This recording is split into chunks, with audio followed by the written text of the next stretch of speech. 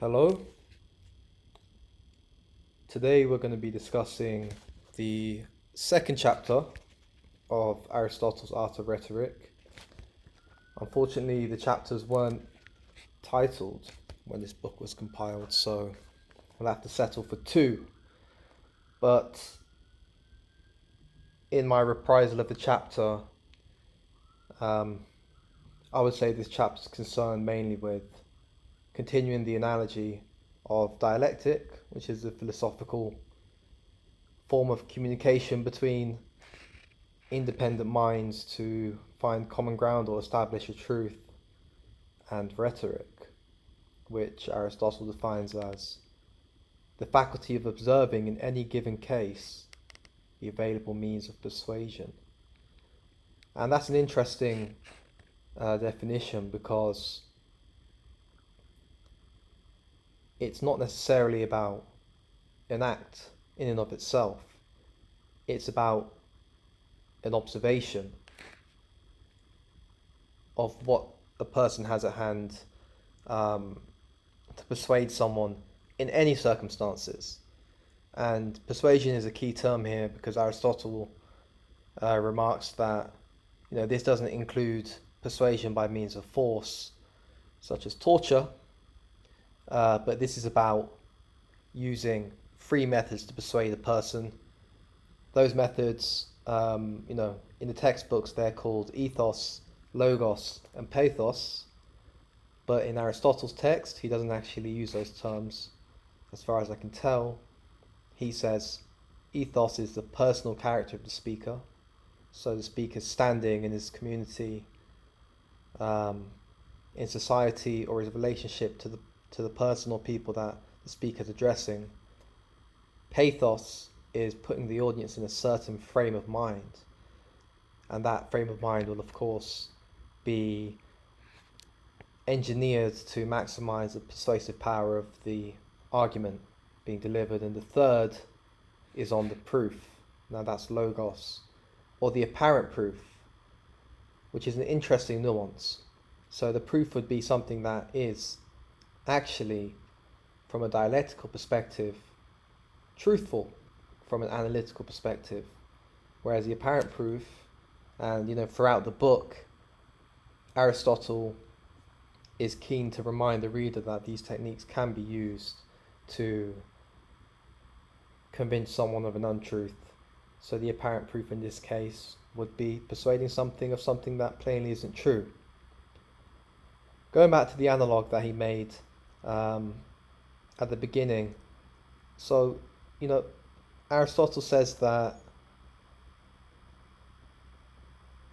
rhetoric is kind of a meta science or a meta discipline that can be applied on top of the specific sciences or specific arts. For example, rhetoric isn't concerned with a special class of subjects. It can be applied to any subject matter, whereas geometry can only concern itself with magnitudes, and numbers or arithmetic can only concern itself with number theory. Rhetoric, on the other hand, can concern itself with all of those things and can be applied to all of those things. Interestingly, in terms of the three modes of argumentation, Aristotle says that he thinks that it's ethos which is the most important mode of argumentation, i.e. the person delivering the argument and their charisma and the halo effect, or the opposite, that comes from their delivery as opposed to another person's, is the most effective form of persuasion. And then the things that come after that are subsidiary to that in most cases. And of course, if you look through history, people have accomplished many things by claiming that their will is the will of God's, and of course anything that God wills goes, if of course you believe that. So that's a little bit about what rhetoric is. And then he goes on to say that the person who wants to be persuasive, he needs to have kind of three skills, and this ties into the three characteristics: to be able to reason logically, to understand human character and goodness in their various forms, and to understand the emotions, to name them, describe them, and to know their causes, which I think is interesting. He's basically saying that, this is a balanced endeavour. You need to appeal to the person's mind, you need to appeal to their heart, and also you need to appeal to their instinct or their intuition with your character, with your essence. Aristotle then, he then makes further analogy with dialectic. So he draws two tools of dialectic out. The first is the syllogism, which is a mode of argumentation that establishes a universal truth by reasoning from the general to the particular. For example, the famous argument is all men are mortal, which people hold to be true. Socrates is a man, therefore Socrates is mortal. And that is something that's irrefutably true. If you believe that Socrates is a man, and you believe that all men are mortal, then you will believe that he is mortal. The analogue or counterpart to a syllogism is an enthymeme, and that is basically a syllogistic argument with the middle part omitted. So you would just say Socrates is mortal because he's a man, and the inference is that all men are mortal, and that would be left unsaid. And you and of course in business communication, this is the normal way of doing things. You present the results, you don't go into the proof, you kind of assume that people are going to get there. The other technique he talks about is called the example, and it's quite interesting. He says examples are analogous to induction. So, if we want to make a point about something that's going to happen to them in the future, for example, because rhetoric is more concerned with the future, we may take an example of someone who is similar in some ways and then talk about what happened to them in the future. And he says this is it's a bit subtle because it's not comparing the general to the particular, it's comparing the particular to the particular. So, you would take an example of, if you're talking about something they're doing, some activity they're doing, and you want to claim that activity is injurious to themselves, you would say that someone who was doing that activity experienced injury later on after doing that. You wouldn't say that mankind engaging in that activity has invariably suffered injury. So you're kind of cherry picking in a way. And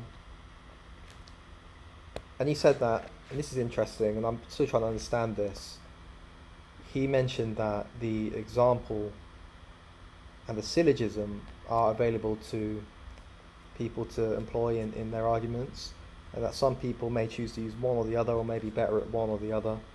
But he said that it's the syllogism, or the enthymeme, the enthymeme being the counterpart of syllogism in rhetoric, is the one that excites people to applause more than the example.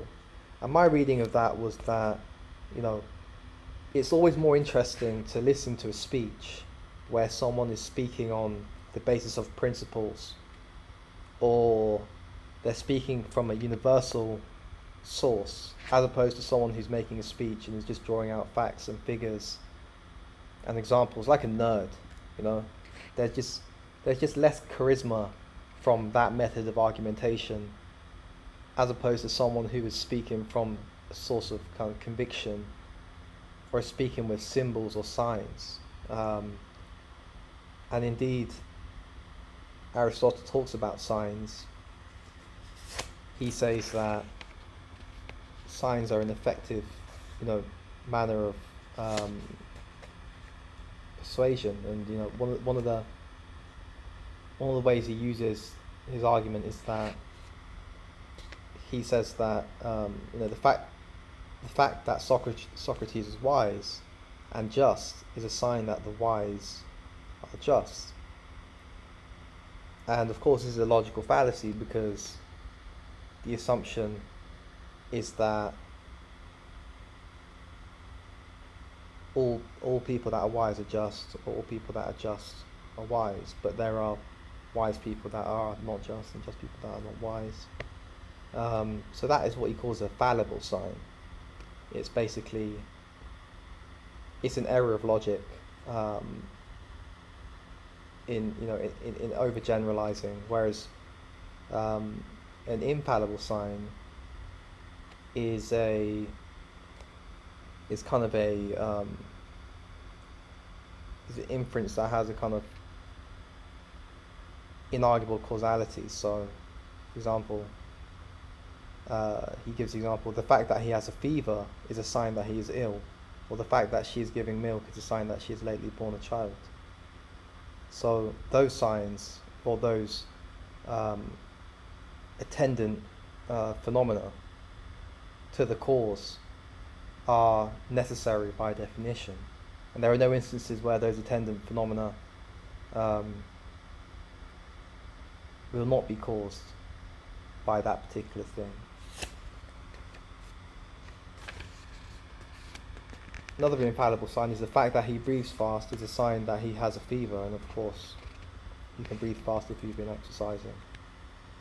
So that's interesting. And then the chapter concludes with the fact that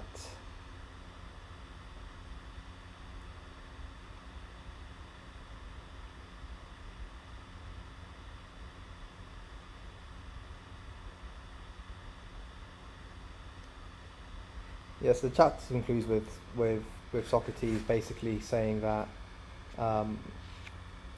it's very interesting. He basically explains how sciences are created.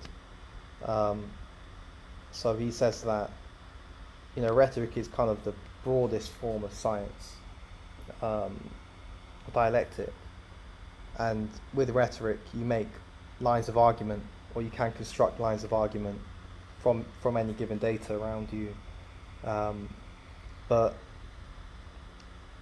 if you construct lines of argument from given data, and then you create truths from given data, you can kind of lead into creating a science. So if your lines of argument are specific and concern specific things, or specific classes, specific variables, then suddenly your arguments no longer become general and they can't be compared. So the argument is comparing magnitudes or quantities. You have to compare like for like. Socrates is saying that I guess a key point here is the general lines of argument have no special subject matter, and therefore will not increase our understanding of any particular class of things.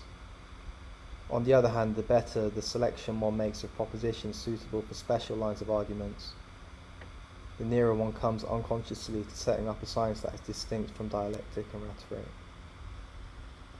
So it's about selecting propositions here. So in mathematics, of course, you've got the actions that define number theory. Once you've selected those actions and they are true, the lines of arguments that follow from that then create the branch of science known as mathematics or arithmetic. But Socrates is saying that in this book we're concerning ourselves with the general method of making lines of argument, and not on selecting a set of propositions to argue that can then establish a subject matter that's specific. So he basically circles back on his opening statement that rhetoric is distinct from other subject matter, that rhetoric can be applied to any subject matter, whereas that's not necessarily the case for the opposite. So the key point there, and we'll conclude with this, is that this is not a function of any other art. Every other art can instruct or persuade about its own particular subject matter. For instance, medicine about what is healthy and unhealthy, geometry about the properties of magnitudes, arithmetic about numbers, and the same is true of the other arts and sciences. But rhetoric we look upon as the power of observing the means of persuasion on almost any subject presented to us. And that is why we say that, in its technical character, it is not concerned with any special or definite class of subjects. It is fundamentally a technique, and not an end in and of itself. And I think that's the point here. Thank you.